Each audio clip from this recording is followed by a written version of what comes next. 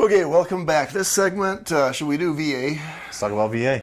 So there is an option where there will be no funding fee. If the veteran was disabled in service, they'll waive their funding fee. Nice. And that funding fee is what, a couple of grand? 2.15% typically. So, oh, yeah. wow. So if he's buying a, I don't know, $250,000 house, that's $5,000. Yeah. That's a chunk. Yeah. Now typically that just gets added to the loan amount, so it's still not cash that's required to close.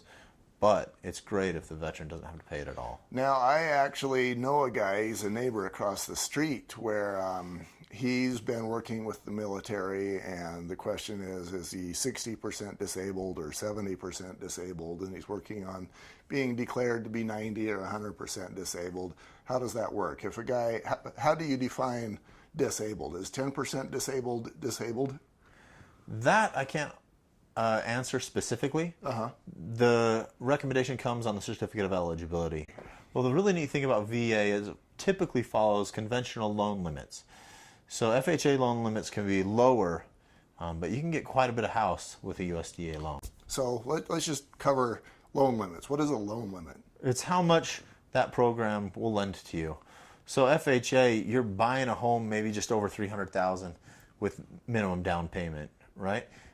Conventional, there you got down payment required, but you're up $424,000, which is where VA is. So it's hundreds of thousands of more. If you get into Salt Lake County, you're at $633,000. So that's a lot of house at a zero down program. That is a lot of house for zero down. And then they probably get a better interest rate than Yeah. market too. Generally, how much better is that interest rate? Well, the VA is a government loan, so it typically has a similar interest rate to FHA, which is quite a bit lower than conventional. Right. But it doesn't have the mortgage insurance that FHA has. Okay, so the interest rate is similar, but there's no MI. Right. Which is kind of huge. Yeah. Almost makes me want to join the Army. Right? Right? What else do we need to cover in this category? Well, the other great thing that is atypical of zero down programs on veterans loans is there's no income restrictions.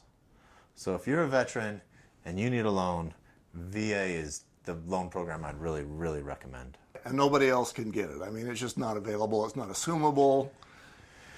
Well, so no one else can get it. You have to be a veteran with a certificate of eligibility to get it. So some people, like if you're serving in the National Guard, you can serve a tour, but they'll typically keep the tours under the required to get a certificate of eligibility because things change there. But I've had people ask me or think that law enforcement or firefighters qualify for veterans loans. They don't. You have to be full veteran with a certificate of eligibility to get a VA loan.